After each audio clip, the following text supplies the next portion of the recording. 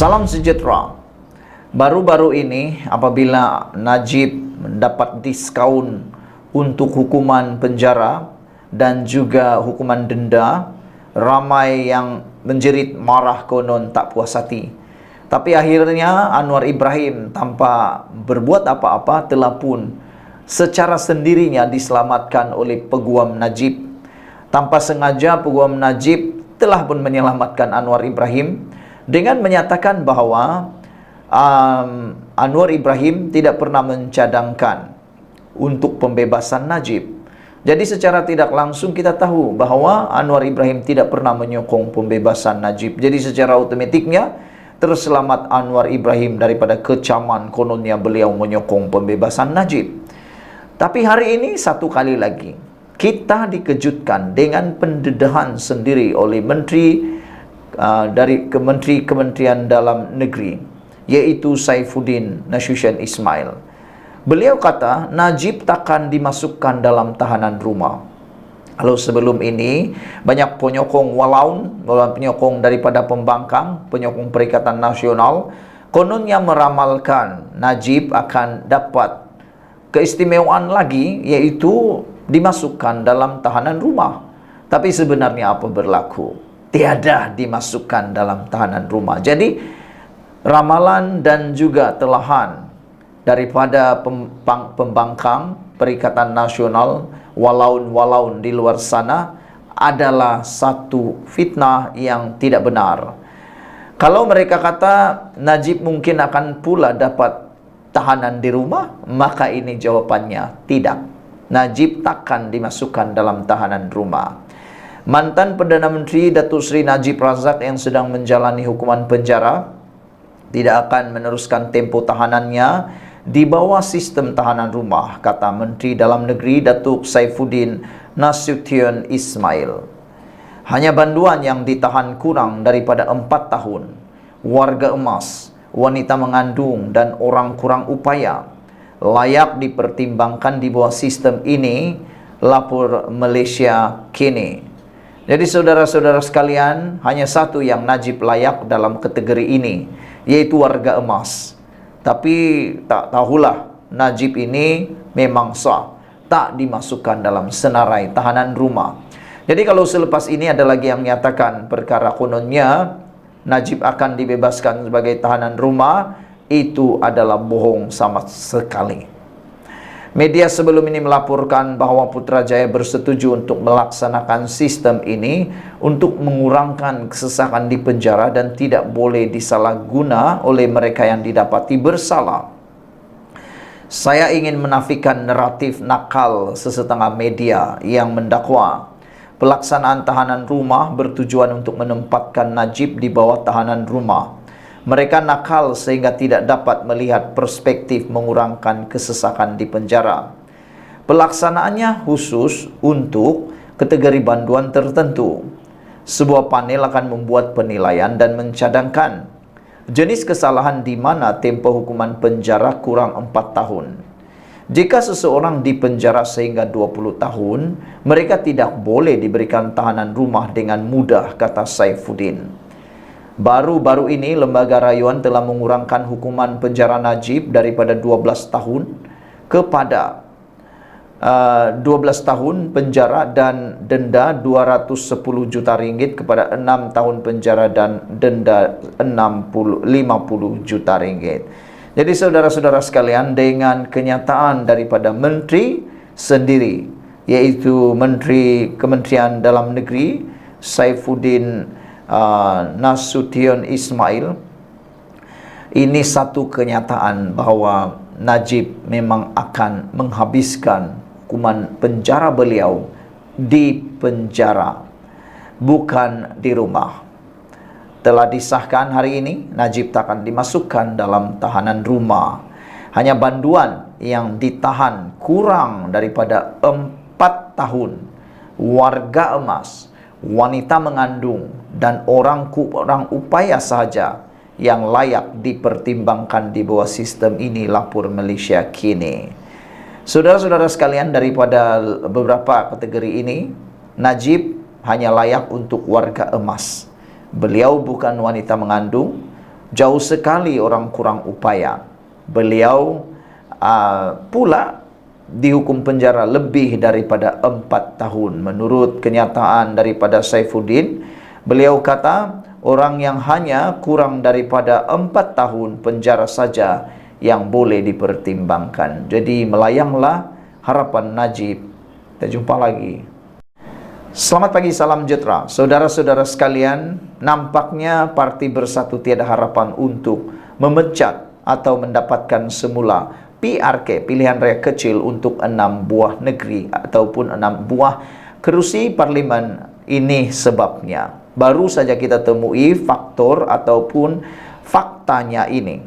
Sila share kepada semua orang tentang dapatan yang luar biasa ini. Syed Abu Hussein mengatakan bahawa Speaker Dewan Rakyat iaitu Johari Abdul telah menyatakan, menurut Syed Abu Hussein, proses menentukan kedudukan 6 ahli parlimen yang menyokong Anwar Ibrahim ini mungkin boleh berlanjutan sehingga 3 tahun atau lebih. Ikuti terus ulasan ini sebab ada tarik yang penting. Ini dia. Mengikut untuk rekod. Dengar betul-betul supaya anda faham dan share kepada ramai orang. Untuk rekod, mengikut perlembagaan pilihan raya kecil PRK, bagi mana-mana kerusi Dewan Rakyat bagi penggal ke-15, tidak lagi perlu diadakan selepas 19 Disember 2025 dan dibiarkan kosong sehinggalah parlimen dibubarkan untuk memberi laluan kepada PRU yang ke-16. Jadi saudara, kita campurkan dua fakta ini. Fakta yang pertama, Johari Abdul iaitu Speaker Dewan Rakyat sudah menyatakan menurut Syed Abu Hussein bahawa proses menentukan kedudukan 6 ahli parlimen ini mungkin boleh berlanjutan sehingga 3 tahun atau lebih. Itu pertama. Yang kedua, perlembagaan Parti Bersatu belum lagi lulus. Baru diluluskan dalam Bersatu, tapi belum lagi diluluskan oleh ROS. Untuk kelulusan daripada ROS itu mengambil masa yang panjang. Sebenarnya bukan seperti petik jari siap.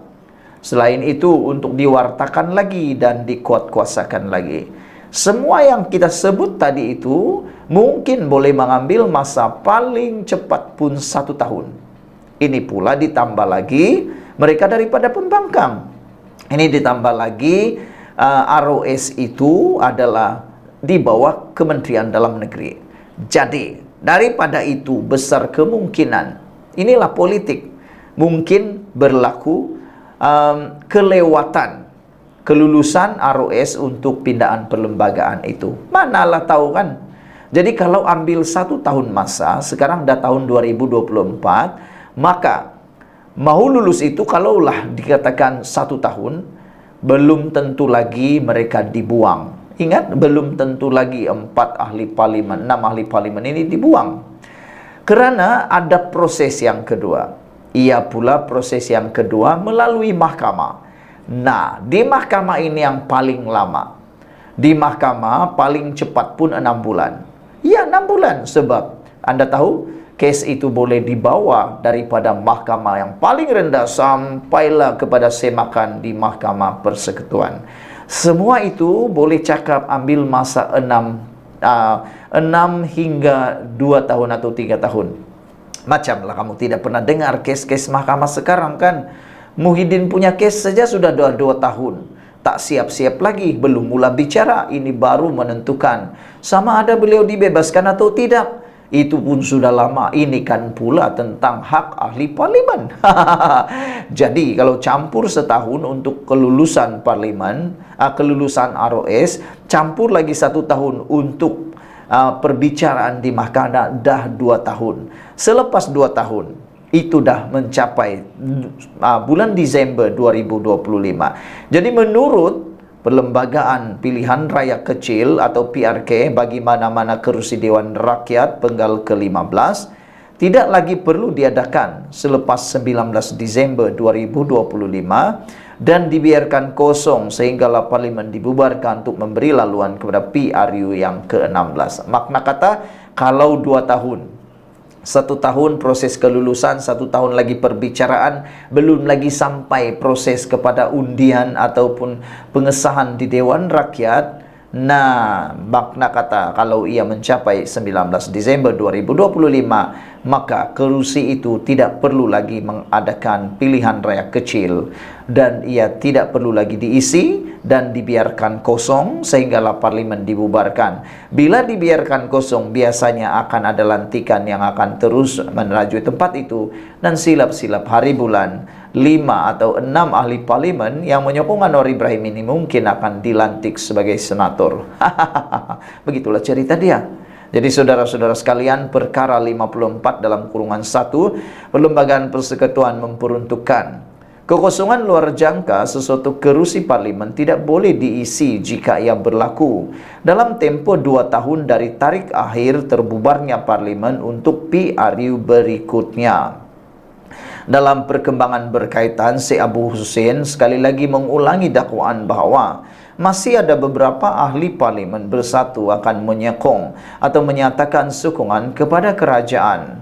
Peringkat awal saya katakan 8 orang termasuk 6 daripada kami yang akan sokong Perdana Menteri. Kemudian sekarang ada lagi 3 wakil rakyat yang berpotensi memberikan sokongan katanya.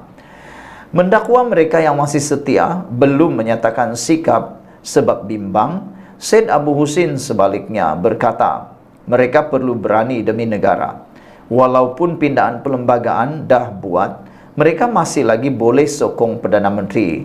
Kalau ramai-ramai lagi masih ingin sokong, buatlah sekarang, katanya. Saudara-saudara sekalian, semua ini dipetik daripada tajuk Hamzah Zainuddin pun tak setia dalam Parti Bersatu. Dimulai dengan kenyataan bahawa ada 5 ahli parlimen bersatu yang sedang menjeruk rasa, walaupun masih kekal, memberikan kepercayaan pada Presiden mereka Muhyiddin Yassin. Ahli Parlimen Bukit Gantang, Syed Abu Hussein Syed Abdul Fassal mengatakan, beliau mendakwa seorang daripada ahli parlimen terbabit adalah orang yang sangat penting kepada Bersatu. Bercakap kepada Malaysia Kini, Syed Abu Hussein mendakwa individu terbabit ialah Setiausaha Agung Bersatu Hamzah Zainuddin. Alasan yang diberikan Syed Abu Hussein ialah mereka tidak senang dengan tindakan pemimpin tertinggi Bersatu yang dianggapnya enggan memperdulikan kesulitan setiap ahli parlimen parti tersebut. Mereka 5 bekas pemimpin UMNO dalam Bersatu itu tahu apa yang patut dibuat. Mereka tak selesa dengan keadaan sekarang. Malah kata beliau, daripada ahli parlimen larut iaitu Hamzah Zainuddin sendiri tak selesa sebenarnya, tapi dia terpaksa bertahan dalam keadaan begitu, katanya hari ini. Syed Abu Hussein memberitahu selain Hamzah, 4 lagi ahli parlimen yang sepatutnya segera mengalih sokongan kepada kerajaan ialah Iqbal Hisham Abdul Aziz Tanah Merah, Rasul Wahid Hulu Terengganu, Mas Ermiati Samsudin Masjid Tanah dan Ronald Kiandi Beluran. Mereka semua ini memenangi kerusi masing-masing atas tiket UMNO Barisan Nasional pada PRU 14, namun meninggalkan parti berkenaan untuk menyertai Bersatu tidak lama kemudian. Sekian dulu untuk kali ini. Jangan lupa tinggalkan komen Anda, share video ini. Bye-bye.